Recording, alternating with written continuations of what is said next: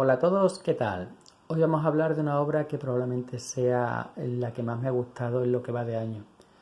Es una obra que resume perfectamente el tipo de cómic que disfruto y que busco hoy día. Cómic independiente, con un guión muy sólido, muy exigente con el lector, nada fácil, pero que una vez que termina te deja totalmente satisfecho y que tiene varias lecturas en el futuro. No es uno de esos cómics que a los 10 minutos de haberlo leído los he olvidado.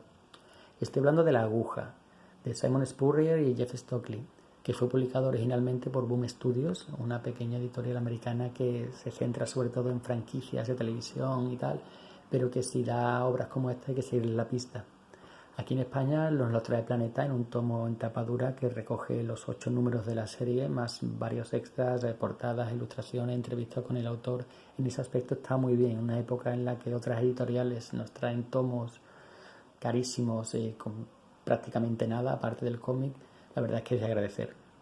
Los autores, Simon Spurrier es la punta de lanza de una nueva generación de guionistas británicos, que empezó como casi todos allí publicando en 2000 AD, tanto sus propias series como Historia del Juez Dredd, pero que rápidamente dio el salto al mercado americano y que cayó en la parcela mutante en Marvel.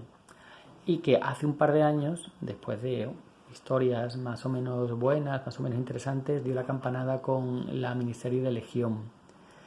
Y Jeff Stockley, al que no conocía, y por lo que he visto, se ha dedicado sobre todo al cómic independiente y de franquicias, y por ejemplo con Jim Henson Storyteller.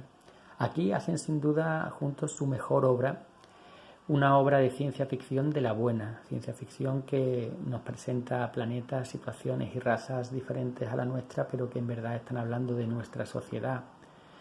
Y bueno, ya entrando en el cómic en sí, es un cómic, como digo, muy exigente, muy complejo, pero complejo no por la historia, porque una vez que la has leído todo tiene sentido, todo encaja. Es compleja la estructura que Spurrier ha elegido para presentarnos esta historia.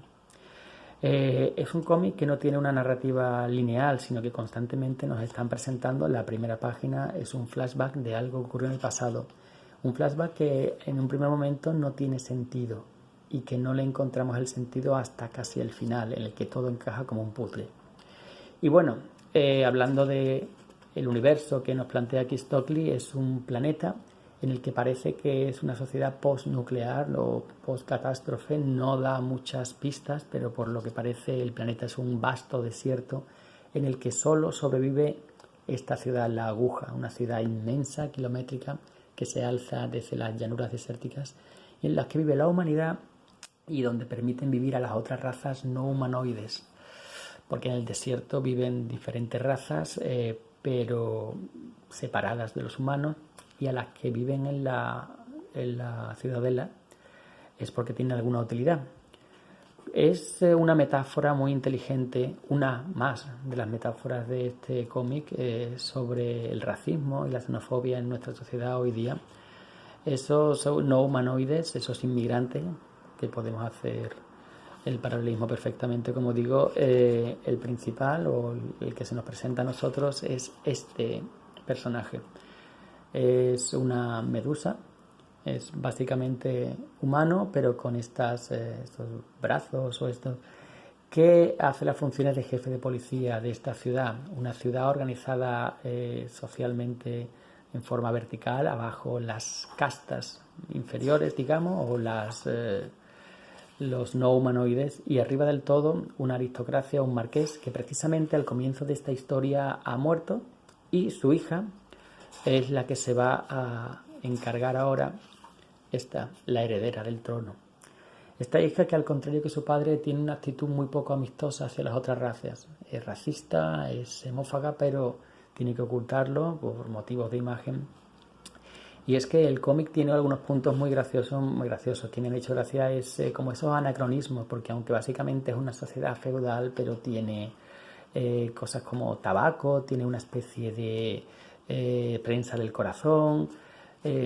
Están esos pequeños detalles que crean, que conforman un mundo original, y el world building, que es como llaman los americanos a esto, la capacidad de crear un mundo de la nada con un trasfondo y con una sensación del lector de que está leyendo una historia no puntual, sino algo que viene de muy lejos, está genialmente hecho. Como digo, marqués, el gobernante de esta ciudad, ha muerto, y eso desencadena una serie de situaciones. Para empezar, cada una de las razas de este planeta tiene que enviar una delegación para volver a prestar juramento de fidelidad, cada una de las delegaciones de las razas que pueblan este planeta. Pero a la misma vez que eso ocurre, que eso es la alta política, en las calles hay una serie de asesinatos que parecen conectados de alguna manera con la ciudadela, con los dirigentes de la ciudad. Esta policía, esta jefa de policía, que tiene un pasado muy oscuro y que ni ella misma conoce del todo, se ve envuelta colateralmente en esos tejemanejes políticos, en primer lugar por su trabajo y en segundo lugar porque tiene una relación con una miembro muy importante de la Casa Real. Y eso es otra cosa que me ha gustado también. En este cómic, la sexualidad del protagonista, de la protagonista en este caso, no es importante. Es lesbiana, como podía haber sido homosexual, heterosexual, o podía haber sido pansexual, o lo que fuera.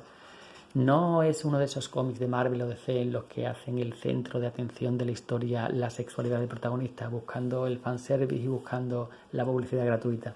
Está muy bien tratado, con mucha naturalidad, y son personajes muy sólidos que desde el principio están perfectamente definidos. Como decía al principio, la trama avanza y vamos perdidos y a trompicones, porque la trama de investigación podemos seguirla fácilmente, pero hay un montón de cosas, de detalles, una especie de facción o raza que vive en el desierto apartada y que se puede interpretar fácilmente como musulmanes integristas que no aceptan a las otras razas, a las que denominan abominaciones, y que están preparando algo. También vemos una de las delegaciones que viene con una exigencia: entregar a alguien que les traicionó, que para ellos es una monstruosidad, pero que ni ellos mismos saben quién es exactamente. Vemos también como la viuda del marqués, aparentemente una anciana, perdida y devastada por la muerte de su marido, poco a poco vemos que es mucho más de lo que aparenta. Y como digo, la sensación de estar perdido, de no estar enterándote de lo que están contando, impregna toda la obra. Por supuesto, disfrutas porque los diálogos entre los personajes, esos pequeños toques de humor que impregnan la obra, el dibujo, bueno, ya estáis viendo, el dibujo es más europeo que americano, quizá con algunos toques mangas incluso en los rostros, pero la narrativa es buenísima, es alucinante, es justo lo contrario de la que hablábamos el otro día cuando comentaba la obra El Violeta. Aquí la narrativa es magistral y ayuda muchísimo a explicar la historia sin recargarlo con globos de diálogos innecesarios.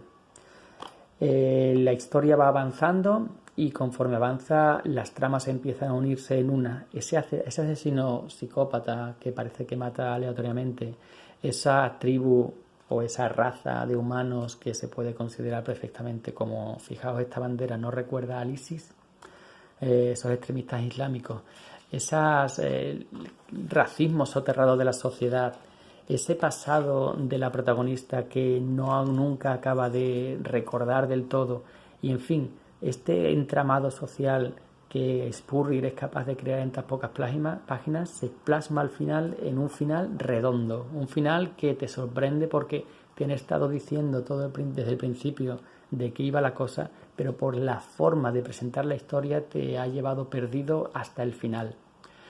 Es un final que, como digo, deja muy satisfecho y que perfectamente cerrado. O sea, la historia queda cerrada, pero para este universo daba pie a contar muchísimas más. Ojalá vuelvan a presentarnos historias.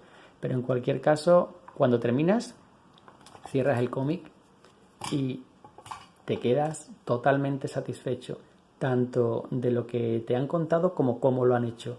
Porque ya os he mostrado ante un par de páginas, el dibujo tiene un trazo suelto, pero en los momentos que son necesarios muy detallista. Una narrativa genial, incluso con algunas florituras en la página que te dejan alucinado.